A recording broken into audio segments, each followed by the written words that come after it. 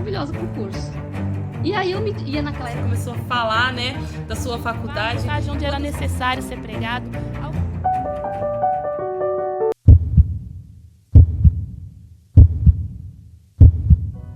Oi, escolhido! Seja muito bem-vinda a esse podcast. E aqui você vai encontrar uma palavra de fé, testemunhos de vida, de cura, de esperança e de transformação. Quem vos fala é a Daniele e é claro que a gente vai ter um bate-papo bem descontraído. Hoje nós estamos com uma convidada muito especial, é a Cristiane. Seja bem-vinda, Cristiane! Obrigada, paz, gente, tudo bem? Amém, glória a Deus. E você que está nos assistindo, aproveita e já envia para o máximo de pessoas. Curte, compartilha, se inscreva nesse canal. Coloca aqui nos comentários, eu sou um escolhido porque você é um escolhido do Senhor. Seja um missionário das redes, envie esse testemunho para aquela pessoa que você sabe que está desanimada, que está querendo parar às vezes no meio do caminho. O Senhor vai fazer grandes coisas através desse testemunho maravilhoso da Cris. E aproveita, se inscreve no canal também. Quando você faz isso, essa plataforma, ela compreende que esse conteúdo é relevante e envia para mais e mais pessoas. E assim o nome do Senhor vai sendo glorificado. Cris, eu já quero começar ouvindo como que foi seu encontro com Cristo. Meu encontro com Cristo foi aos 14 anos, né? A época de adolescência, né? Os pais, minha mãe, né? Achava rebelde por eu ficar na rua, né? Com os colegas. E, assim, eu era, assim, uma pessoa que gostava de tomar um vinho na porta de casa. Não saía, não era baladeira, nada. Era na porta de casa. Mas era uma adolescente comum, normal. Mas aos olhos da minha mãe, eu dava trabalho. Eu dei muito trabalho, né? Na vista da mãe. E um certo tempo ela falou, ou você muda, ou tchau. Né? E ela me mandou, obrigadamente, ir para a igreja. Né? Aí as minhas irmãs eram da Presbiteriana Renovada, né? Aqui do Belval. Aí eu fui nela que era mais próxima, né? Porque antigamente eu ia na Quadrangular, que era bem mais próxima da minha casa. Mas eu falei, não vou na Quadrangular, eu vou numa distante. Porque se caso a minha mãe, por causa um dia de eu não querer ir na igreja, minha mãe pensar que eu fui pela distância, a mente. Porque a Quadrangular praticamente era do outro lado da rua. Falei, então eu não vou na Quadrangular. Eu vou na Presbiteriana, que é um pouco mais longe. Mas eu não, em nenhum momento eu desviei rota. Eu vim, né? Eu tenho muito temor a Deus. Falei, vai que eu não vou e Deus me castiga, né? Falei, não, eu vou. Eu fui numa quinta-feira, né? Falei, hoje minha mãe já me deixa em paz. Aí, deu domingo, sábado, você não vai pra igreja? Tá, eu vou. Aí eu fui indo. E eu tava indo sem ela mandar mais. Sem ela mandar mais, eu já comecei a ir. E acabei gostando. E fiquei, né? Fiquei indo. E esse foi o meu primeiro encontro com Cristo, que eu, através de uma obrigação, eu não senti mais obrigada a ir. Eu já ia porque eu estava gostando. Minha mãe não precisava mais ficar falando, vai. Né? Ela ficou assim durante o quê? Um mês, quase um mês. Falando, vai, você não vai, você não vai. E teve um tempo que ela não me mandava mais. Eu já me arrumava, né? Já ia. Me arrumava não, né? Ela me deixou com apenas uma roupa do corpo. Né? Ela me deixou somente com uma saia jeans e uma blusa azul. Que eram minhas roupas de quinta, sábado e domingo. Era essa roupa que eu ia para a igreja. Então, automaticamente, ela virou meu uniforme. Aí eu ia. Já comecei a gostar e eu não ligava para a roupa que eu ia. Porque para mim, ele já não importava. Não era a roupa que ia me definir. Então, eu ia. Já nem era uma obrigação. Eu já gostava, comecei a gostar. E foi esse o meu primeiro encontro com Cristo. Glória a Deus, que tremendo. Às vezes a gente não entende o trabalhar do Senhor. Foi uma isca do Senhor, né? O posicionamento da sua mãe te atraiu para a presença de Deus verdadeiramente, o que na verdade no começo era uma obrigação, um fardo. Você conheceu a Cristo e viu quão bom é estar na presença do Senhor, quão maravilhoso é estar na casa do Senhor, como o salmista fala, que se alegra quando disseram vamos à casa do Senhor. Nós nos alegramos quando a gente vai. Cris, eu quero continuar te ouvindo. Como que foi o seu encontro com seu esposo? Como que aconteceu? Tem muitas pessoas que estão nos ouvindo aqui e às vezes não sabe para onde ir, como vai ser. Confia no Senhor, espera o tempo do Senhor. Ele vai trabalhar na sua vida e vai te direcionar. Amém? Quero te ouvir, Cris. Como que foi seu encontro com seu esposo? O encontro com meu esposo foi nessas idas na igreja, aos 15 anos, né? Eu já estava indo com o propósito de não me relacionar com ninguém, porque eu já tinha vindo de uma frustração. E comecei a ir. E meu esposo, ele é baterista da igreja. Ele era baterista da igreja, então ele se amostrava um pouquinho para mim tocando, né? E foi me chamando a atenção. E um certo dia, ele me passou o telefone dele e falou, ó, aquela época de cartinha, fulano mandou te entregar e tal. Aí eu peguei o telefone, né? Guardei. E continuei indo para a igreja normal. Aí passou umas 2, 3 semanas. Falei, peguei o telefone, por que não? Por que não? Aí liguei para ele, a gente conversou bastante. Aí a gente começou a se falar na igreja, né, como amigos, tal. Aí eu vi o interesse dele por mim. Aí a gente depois, né, depois de 3 meses, por que não investir? Aí foi quando a gente começou a namorar, com 3 meses que a gente se conheceu, que eu já estava na igreja, né, não bebia mais, eu já estava, né, 100% já na igreja. E a gente começou a namorar ali na igreja. Né, algumas pessoas foi contra, né, tal, que não ia durar. E aí foi ali que eu conheci ele, aos 15 anos. Amém, Cris. Às vezes não entendemos, né, como que o Senhor trabalha, mas eu sei que você também tem um testemunho sobre a sua gestação. Eu sei que você tem 3 filhos lindos e tem muitas pessoas que estão esperando no Senhor, né, crendo no milagre, muitas pessoas que estão descansando no Senhor também, sabendo que há um tempo para todas as coisas. Conta para nós, como que foi a sua gestação, tanto da primeira até o Noah, que é o milagre, né, do que o Senhor fez na sua vida. Conta para nós todo esse processo de gestação. A minha filha Natália, eu estava já com 1 ano de namoro com meu esposo. A gente ainda não era casado, né? A gente com 1 ano de namoro, eu engravidei. Inexperiente os dois, né? Eu estudante ainda, ele também. E engravidei. E aí ficou aquele agora. Ele era novo, nenhum dos dois trabalhava, né? 2 desempregados. Como a gente vai fazer? A barriga ia crescendo e como ia a gente sem contar para ninguém, né? Nem para minha mãe, nem para a mãe dele. Aí ele conversou com o irmão dele, né? Que tinha caminhão, né? Falou, ó, irmão, engravidei minha namorada e não tenho um emprego. E ele queria trabalhar com ele, né? Aí ele começou a trabalhar como ajudante de descarregar caminhão com ele. E nisso ele ganhava R$ 15 por dia. R$ 15 por dia somente para as fraldas. Era pouco. E eu não trabalhava por causa da gravidez.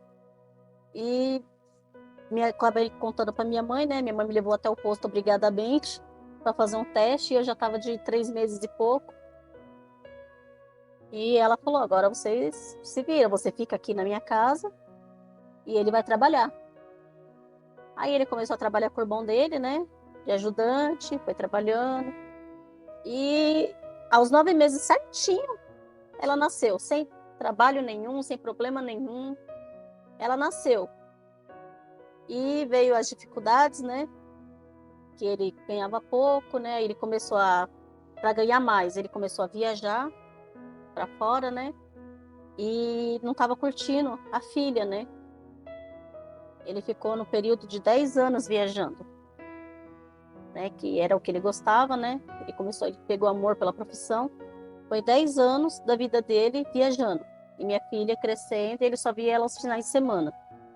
Aí a gente brincava, você é um turista, você só vem para casa final de semana e tal. E isso também para mim era complicado, né? Porque a gente estava tentando construir, porque eu morava em um cômodo, né, para criar uma filha e tal. Aí a mãe dele cedeu 2 cômodos, né? A gente reformou bonitinho, né? E moramos em 2 cômodos por um bom tempo. E quando a gente resolveu aumentar a família, foi quando a crise no nosso relacionamento começou, né? Para mim poder engravidar da segunda filha. E foi um motivo que ele falou assim: se você engravidar e tal, eu vou sair da estrada, porque eu quero curtir a família e tal. E foi onde eu tive uma dificuldade para engravidar da Nicole. A Nicole, eu levei 1 ano para engravidar dela, né? Também acabei engravidando que eu nem sentia nada também. 1 ano e pouco depois, né? Eu engravidei dela. Aí, deu trabalho para nascer. Nasceu de quase 10 meses. Porque os médicos não queriam me internar, não queriam fazer o parto, nem cesárea, nem forçar o normal. Meu esposo, ele é muito justo, né? Ele foi lá, fez os palavreados básicos dentro do hospital, que se não me internasse para o neném nascer, ele ia chamar reportagem, ele ia fazer o que fosse para minha filha nascer. Mas que ela tinha que nascer. Aí vim para casa. Isso foi no sábado. No domingo eu falei, eu vou para a igreja. Já estava lá com uns 3 para 4 dedos de dilatação. Todo mundo só doido, com um saltinho assim ainda.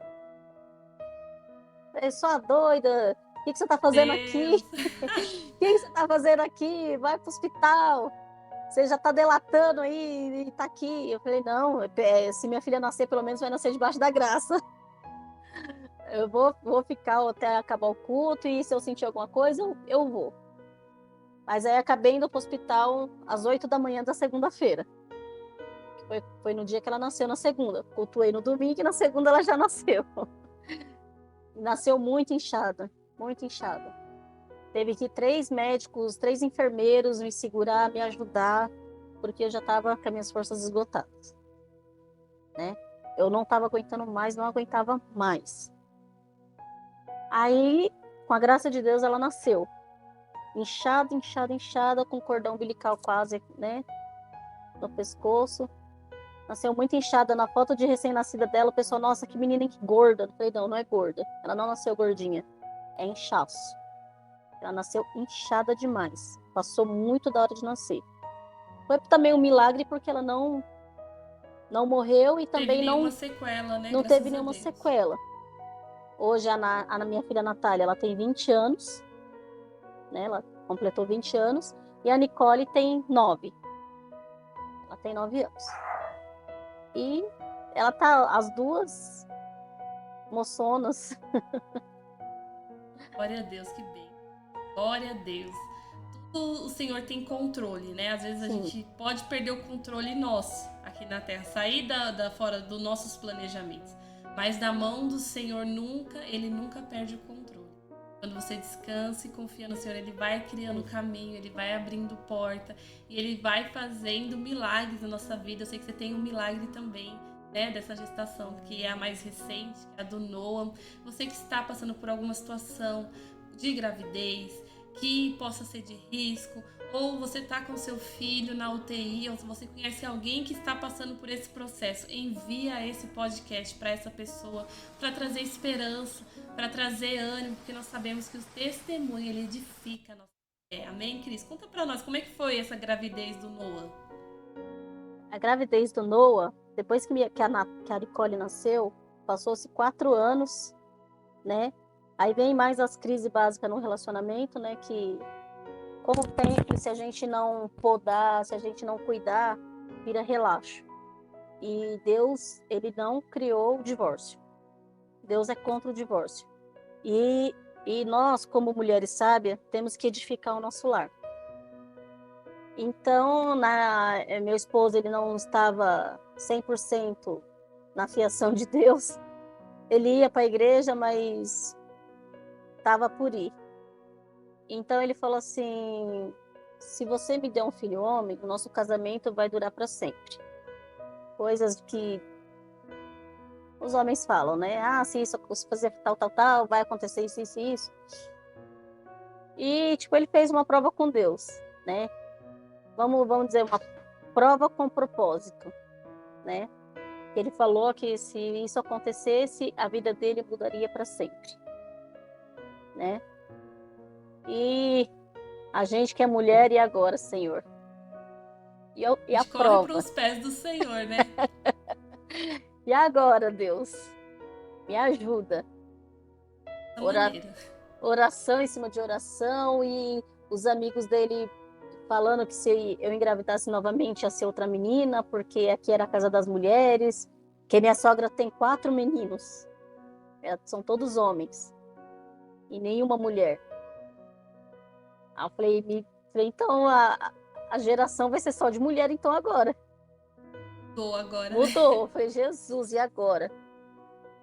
Aí, tal, vai, vem, só orando, Senhor, Senhor, e o que eu não demorei para engravidar da Nicole foi do Noah.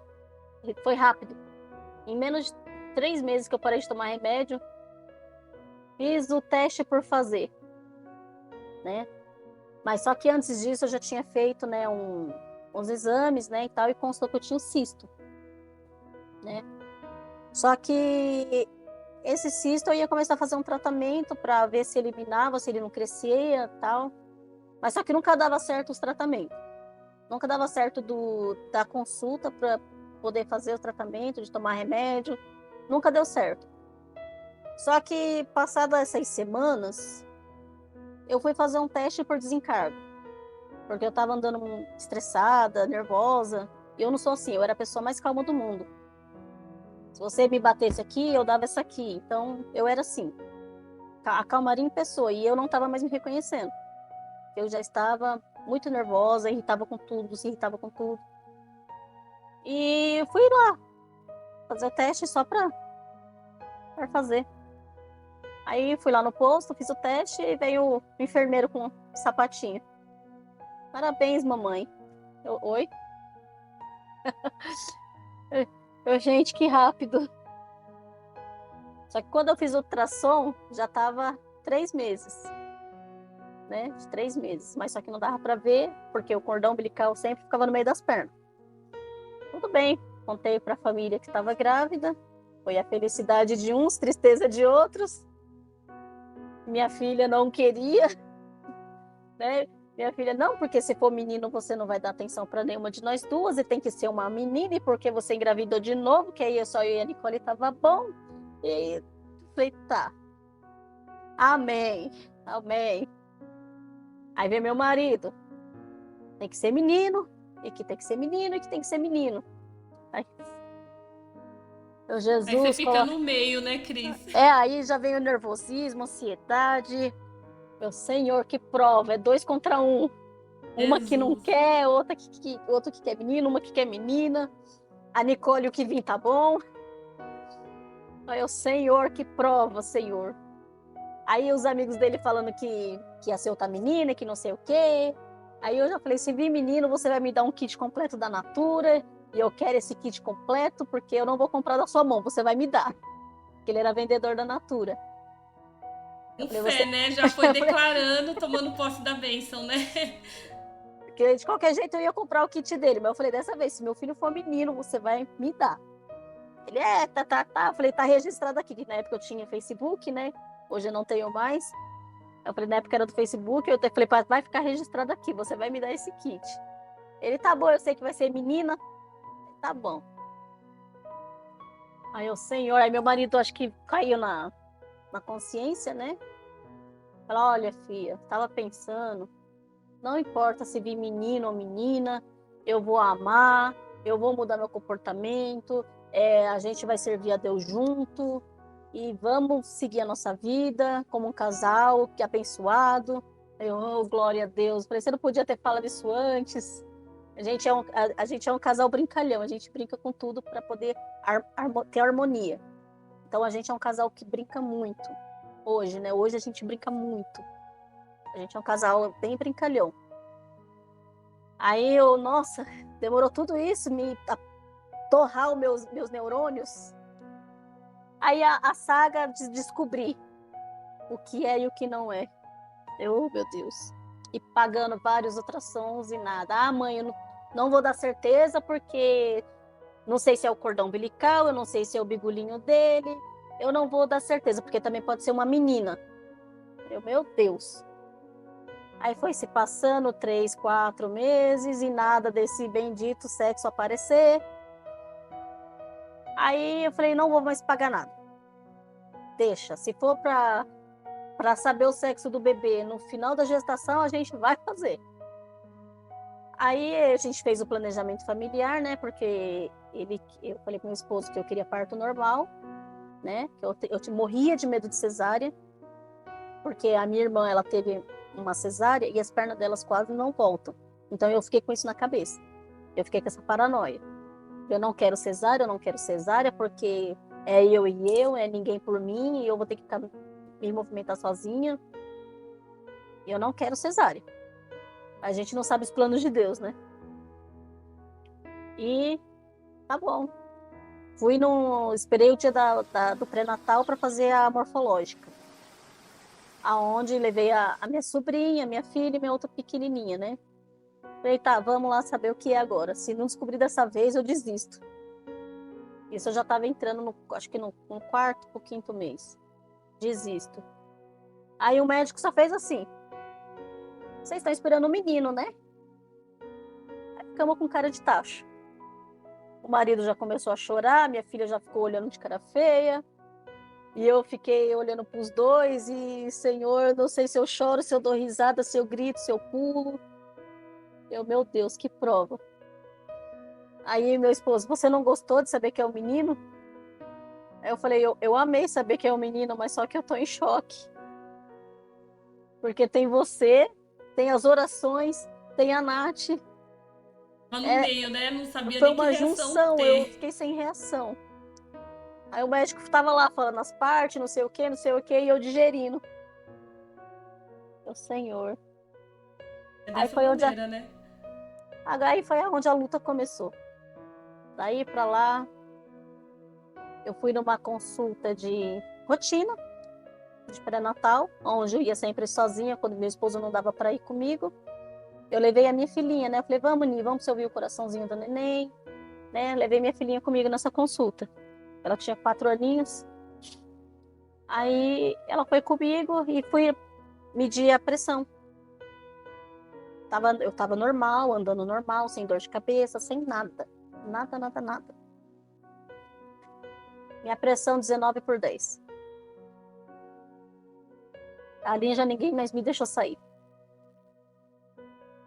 Aí mandaram ligar para familiar, já chamaram a ambulância, porque eu corria risco.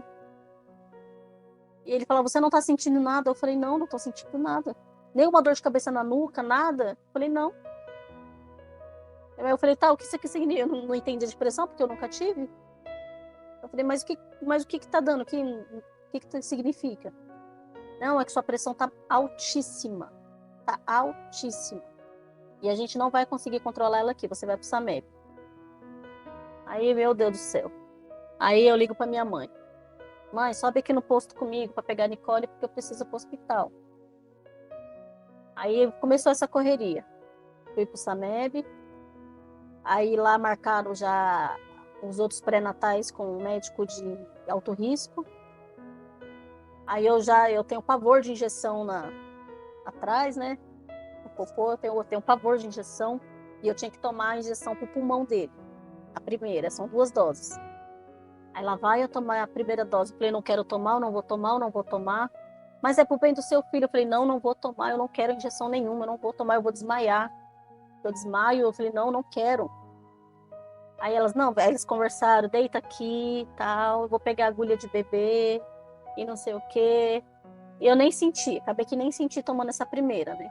A primeira dose dessa injeção pro pulmão. Porque se nascesse, pelo menos o pulmãozinho dele ia estar fortalecido. E dali do Sameb, eles não estavam conseguindo baixar a pressão. Os remédios não tava indo. Aí eles ficaram, sabe, tentando o que fazer. Aí meu esposo eu conhecia umas pessoas da política, né, para arrumar um leito para mim lá no Morã, porque lá tava cheio. E eu precisava urgente para lá. Aí meu esposo ligou, tal, e foi lá e consegui, peguei uma vaga lá. Aí fui lá pro Morã. No Morã, nessa brincadeira, foi 9 dias internada. De 9 dias internada e nada da minha pressão baixar, que eles me davam dosagem máxima de 500, não podia passar de 500 miligramas, os remédios da pressão. Não podia passar. Aí, fiquei 9 dias. Isso foi numa sexta-feira. Sexta-feira, à tarde, a minha pressão começou a normalizar. Depois de 9 dias, minha pressão começou a normalizar. Aí os médicos falaram assim, olha, você vai ter alta hoje, mas se sua pressão subir qualquer coisa, você só vai sair daqui quando o bebê nascer. Aí eu já desesperada que eu ia fazer de tudo para não voltar para lá. Eu não ia voltar para lá. Aí ela falou assim, a médica falou assim, tudo bem, mas tenta se controlar, tenta ficar calma, porque sua pressão é emocional. Qualquer emoção forte, a sua pressão sobe, porque você não sente, né? Você não tem como sentir a pressão. Aí, beleza, vim para casa nesse período de sábado, no domingo. Quando foi no domingo de madrugada, uma dor forte no estômago, muito forte, uma dor insuportável. Eu acordei meu esposo às 5 horas da manhã. Falei pra ele, eu não tô aguentando, tô com muita dor. Aí foi medir minha pressão, 17/10. Eu não acredito. E eu só de repouso, né? De repouso, não fiz nada. Aí lá vai eu de madrugada pro hospital de novo. E lá, fiquei. Eu fiquei, né? Falou assim, ó, os médicos falaram assim, conversou com meu esposo, né? Falou assim, ó, agora ela só vai sair quando o bebê nascer. Porque essa pressão dela é emocional, não tá controlada, não tem como controlar na sua casa, que ela vai ter que ficar. Aí me fizeram um monte de exames, né? Um pote que eu tinha que fazer urina, num pote desse tamanhão, para eles ver o grau da eclâmpsia. E eu fiz essas 24 horas desse exame e constou que eu estava tendo eclâmpsia grave. Então eu não podia sair, de jeito nenhum. De jeito nenhum eu podia sair. Aí, beleza, eu fiquei os primeiros 10 dias, né? Eu já tinha ficado 9, né? Os primeiros 10 dias foi suportável. Aí, quando foi batendo lá, eu não sei se eu fiquei mais ansiosa internada do que em casa. Porque eu não podia ver meus filhos, eles não podiam ir, né? Me visitar. Era uma semana no quarto e uma semana na UTI que eu ficava, por causa que ela subia muito. Aí depois normalizava, eu tinha que ir pro quarto, aí do quarto de novo eu ia pra UTI. Ela ficava oscilando. Aí passou um mês, Senhor, 2 meses naquele lugar de novo. Foi passando 1 mês, 2 meses naquele hospital. Aí, beleza, né? Aí, falei, Senhor, e agora? O que eu vou ficar fazendo aqui? Vendo criança nascendo, criança morrendo, mãe indo embora sem seus filhos, e eu ficando. O que agravou mais a minha gestação foi quando eu estava fazendo a ultrassom semanalmente. Eu fazia uma ultrassom semanalmente lá para saber como que estava, que eles estavam monitorando, né? Para saber como o bebê estava.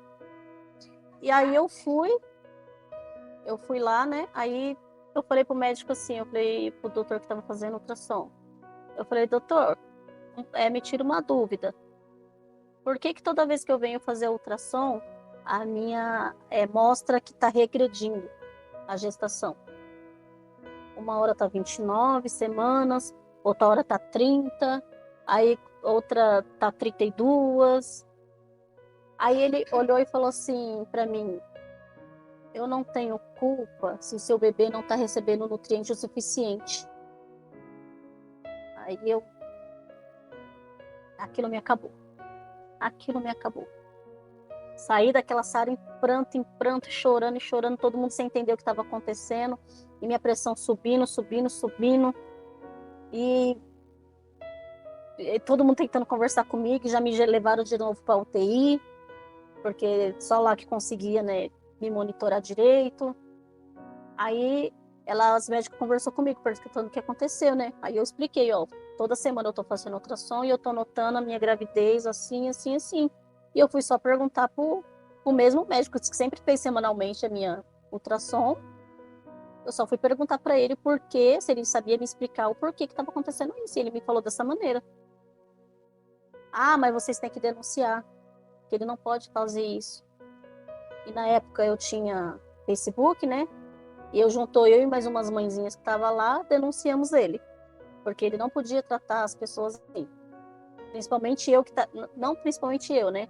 Mas no geral, mas eu que estava ali semanalmente fazendo ultrassom. Ele já tinha que ter reconhecido o meu rosto.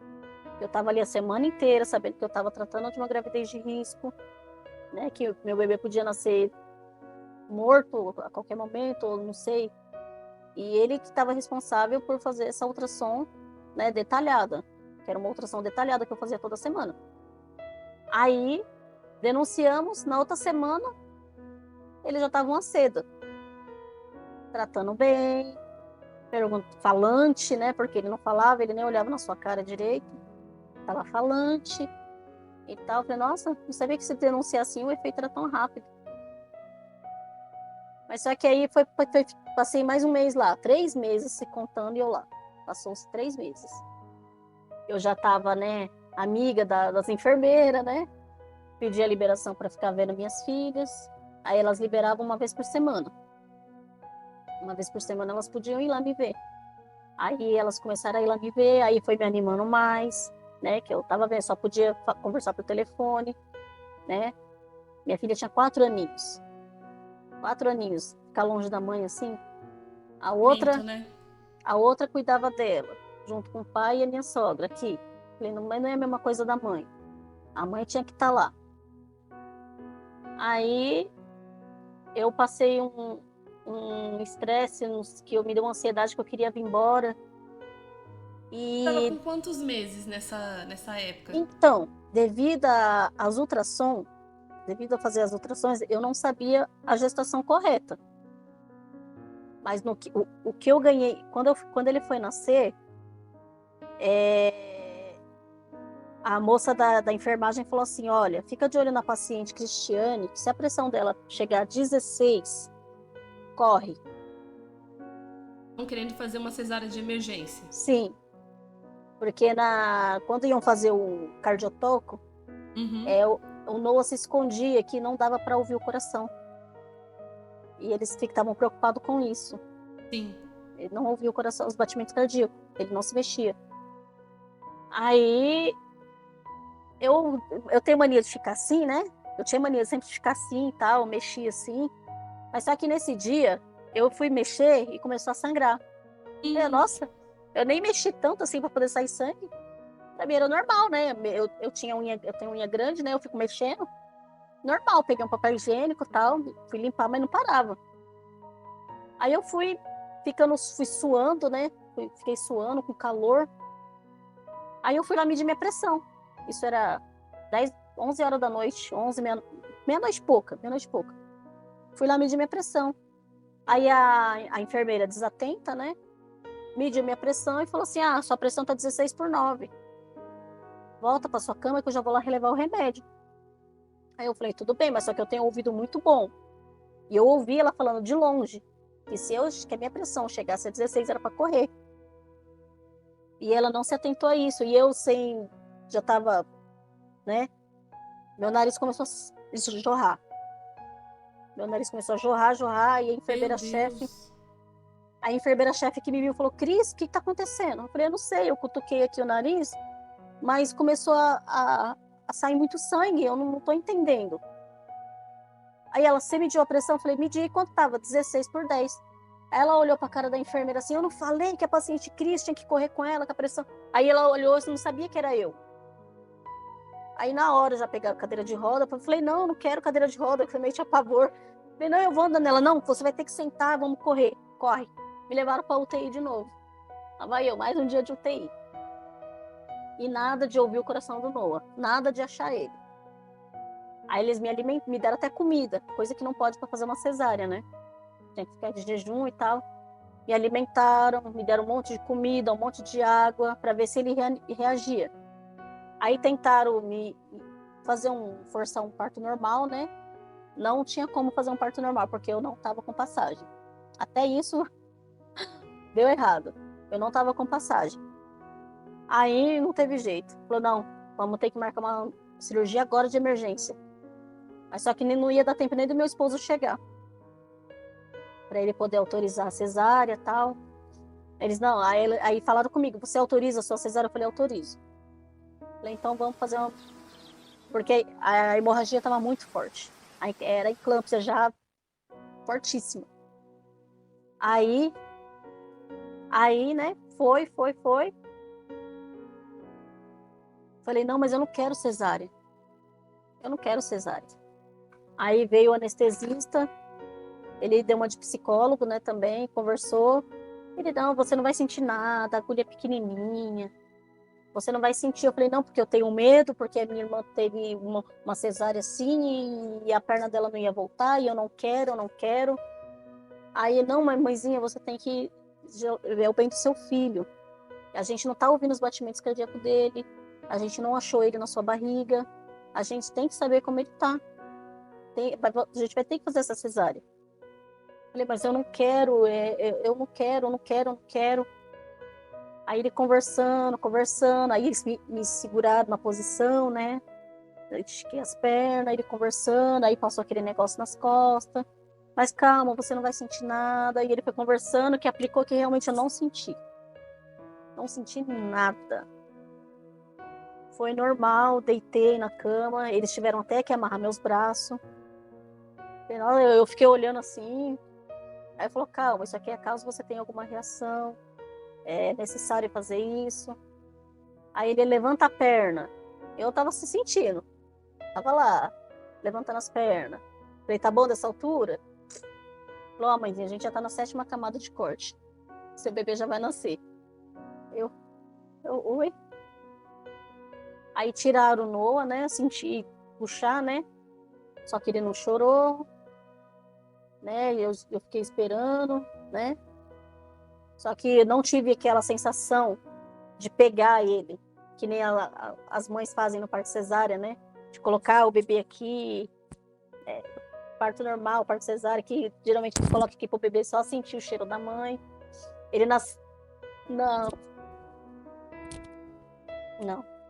Não, porque Mesmo sendo ele nasceu... cesárea, eles não trouxeram pra você ficar?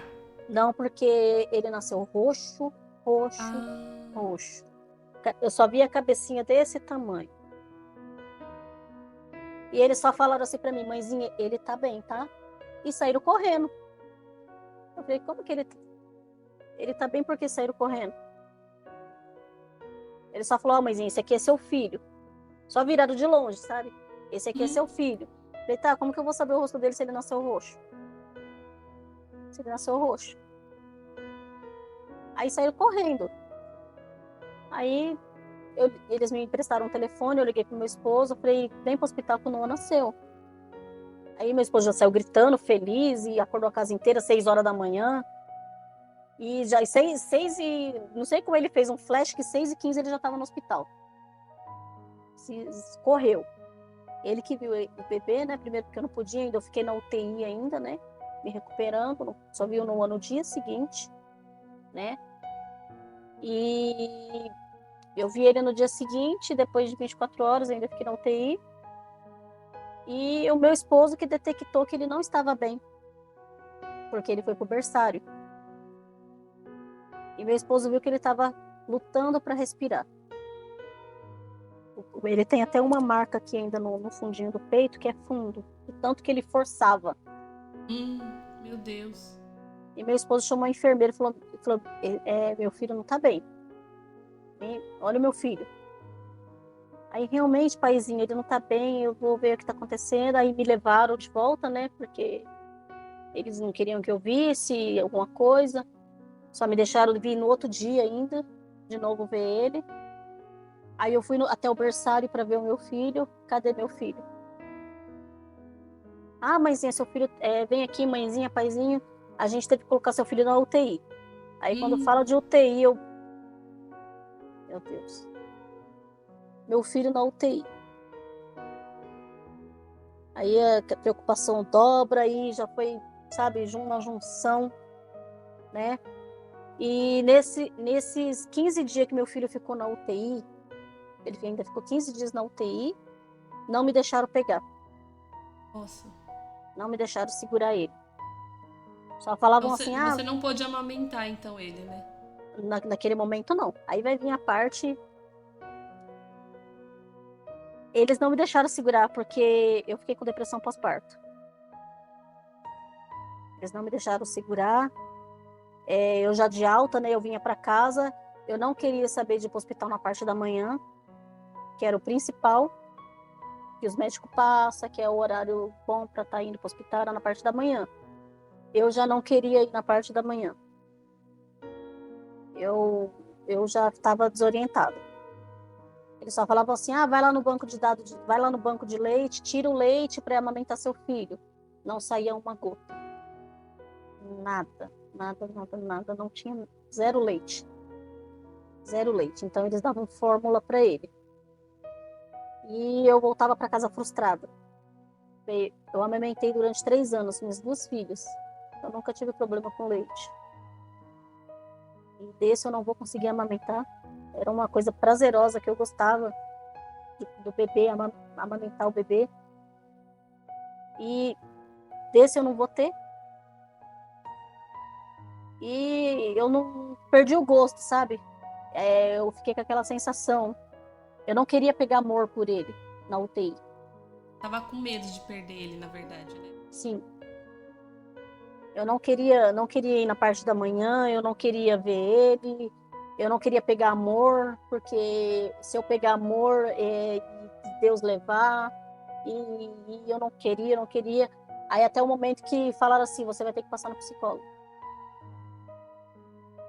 Porque senão eles vão chamar o conselho tutelar, porque você não tá vindo na parte da manhã para ver seu filho. Aí eu não queria acreditar que eu estava com depressão pós-parto. Para mim, eu estava normal. Eu estava normal. E esse choque me, sabe, ele me deu um impulso. Não, eu tenho que estar lá 8 horas da manhã. Ajudou a reagir, na verdade, Sim. né? Eu não... Contra toda esse sentimento, Sim. porque às vezes a depressão pós-parto também é uma queda de hormônio, pode ser investigado. Se você que está nos assistindo aqui estiver passando por alguma situação, procure um médico. Sozinho, a gente precisa assim de ajudas de médico, de profissionais especializados, né? É uma parte sensível essa parte do pós-parto, então se você puder, procure um médico especializado nessa área do emocional, da saúde emocional, para se cuidar. Sim, e quando eu reagi para ir às 8 da manhã, foi que eles me deram o NOA para fazer o canguru. Pela primeira vez, depois de quase 20 dias de UTI. Quando eu peguei ele pela primeira vez para fazer o canguru, foi Deus ali na hora que começou a trabalhar na parte mamária. Começou aquela ardência na hora, foi instantâneo. Gente, eu estava indo todos os dias tirar o leite e não saiu uma gota. Foi eu pegar o Noah no colo, começou a pingar. E pingava leite, Glória a Deus, leite. Deus é bom demais. E vinha aquele leite. Aí as enfermeiras falaram assim, nossa, mas você estava tirando leite e não saía nada? Eu falei, é Deus. Eu falei, é Deus. Se não tem explicação, é Deus.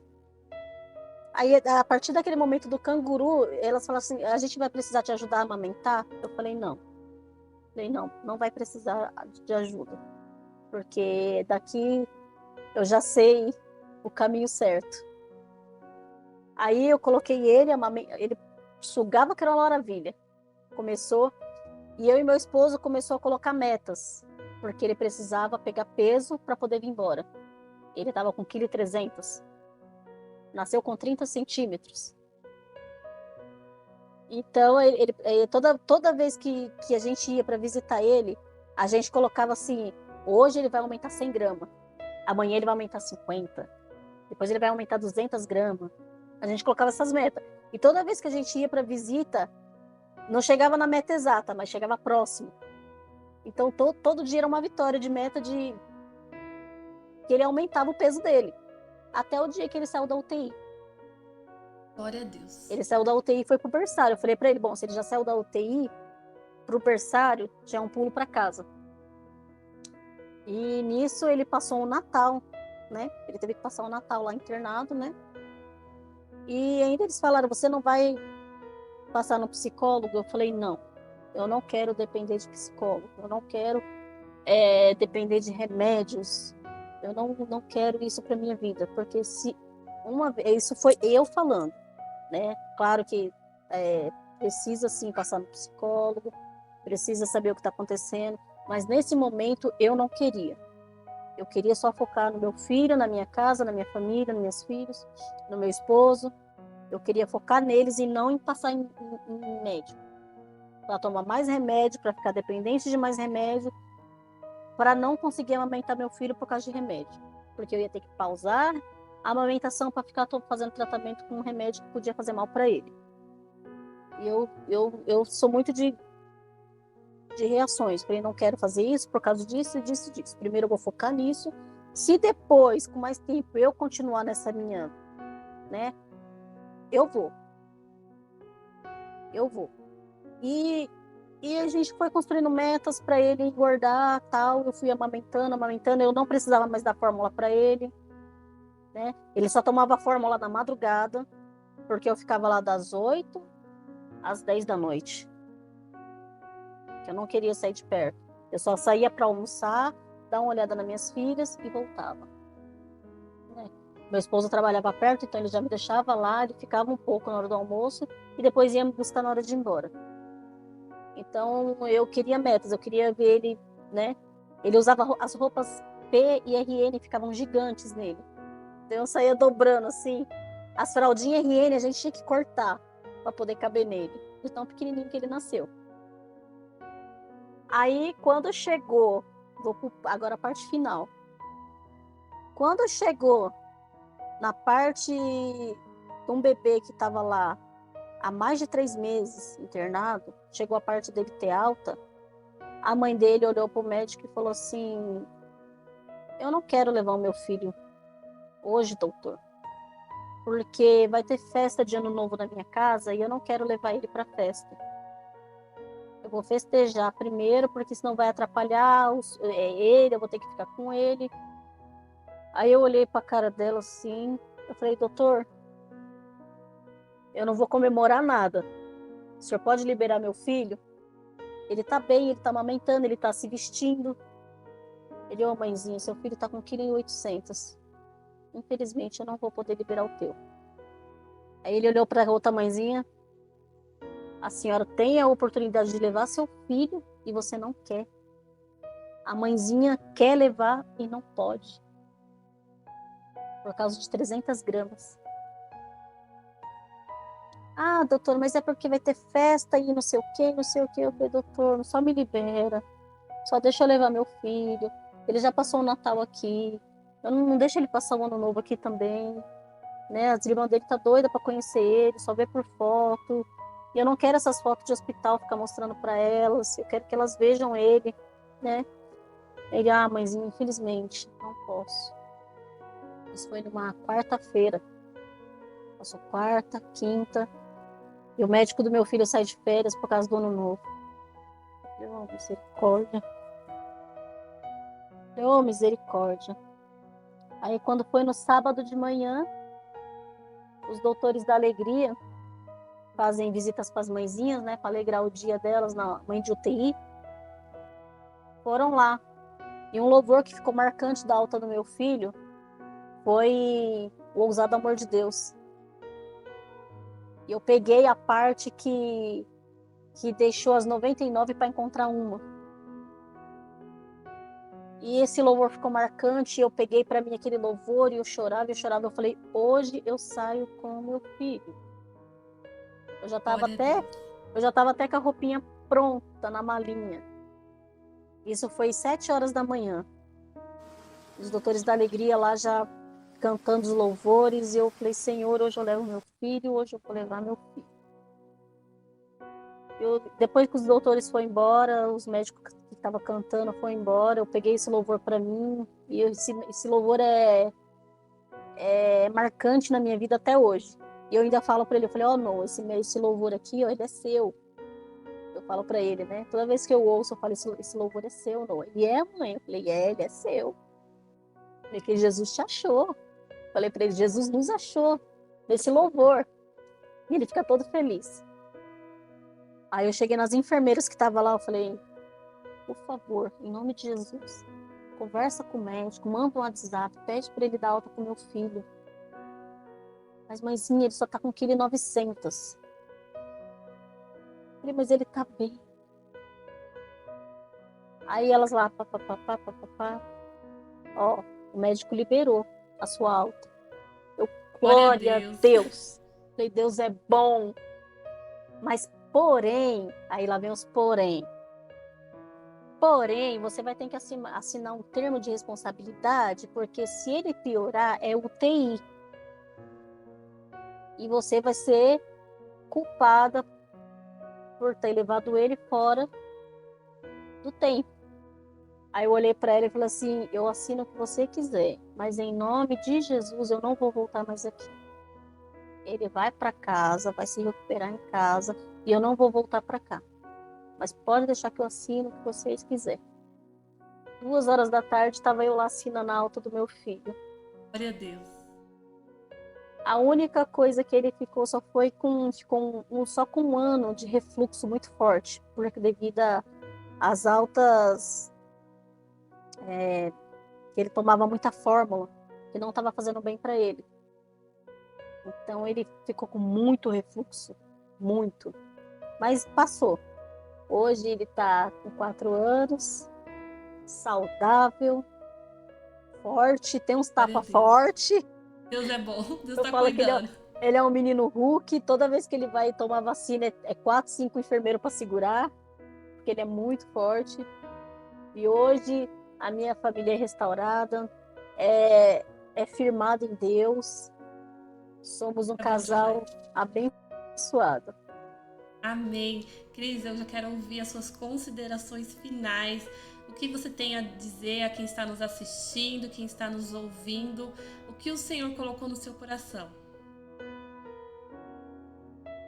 Assim, minhas considerações finais, primeiramente agradecer a Deus, né, por tudo que Ele tem feito até hoje em nossas vidas, né? Agradecer ao meu esposo, que mesmo dias difíceis, dias bons, ele sempre está do meu lado. Hoje eu falo que eu e minha casa servimos ao Senhor. Eu e ele somos um casal abençoado, estruturado em Deus. Ele é minha referência em tudo, né? Toda vez que ele vai tocar bateria, eu faço questão de filmar ele, porque eu admiro muito a pessoa que ele se tornou, né? Muito um pai dedicado, um pai honrado, um esposo dedicado. Eu agradeço muito minhas filhas também, meus filhos que são uma bênção na minha vida, todos alinhados do jeito que a gente quis, né? Conseguimos, com a graça de Deus, desde os nossos 15 anos até o dia de hoje, educar eles da melhor forma possível, que Deus deu graça, Deus deu sabedoria, né? Mesmo a gente na nossa imaturidade, a gente conseguiu criar, né, os nossos filhos.